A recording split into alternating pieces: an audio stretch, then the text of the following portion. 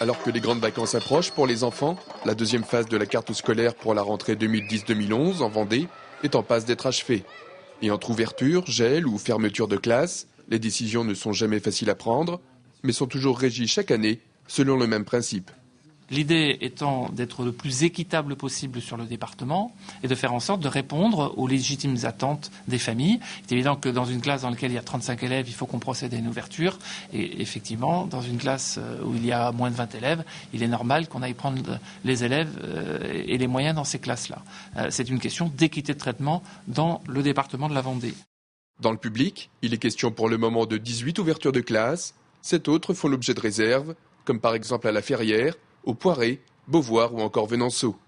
A contrario, 11 fermetures et 6 gels sont programmés. Dans le viseur, Saint-Gilles et Luçon notamment, où des manifestations de parents d'élèves ont eu lieu dernièrement. L'inspecteur d'académie a entendu ces contestations. Il assure néanmoins faire preuve de cohérence dans les décisions qu'il est amené à prendre. Le département de la Vendée n'a pas été maltraité puisqu'il a bénéficié de 20% de la dotation académique pour 13% de ce qu'il représente en volume d'élèves. Donc, avec les moyens qui me sont attribués, je fais en sorte de faire le maximum d'ouverture et les fermetures qui sont rendues nécessaires au titre de l'équité dont je parlais tout à l'heure. La troisième et dernière phase de la carte scolaire, dans le public comme dans le privé, aura lieu à la rentrée, début septembre. On connaîtra alors le nombre définitif d'ouvertures et fermetures de classes dans le premier degré.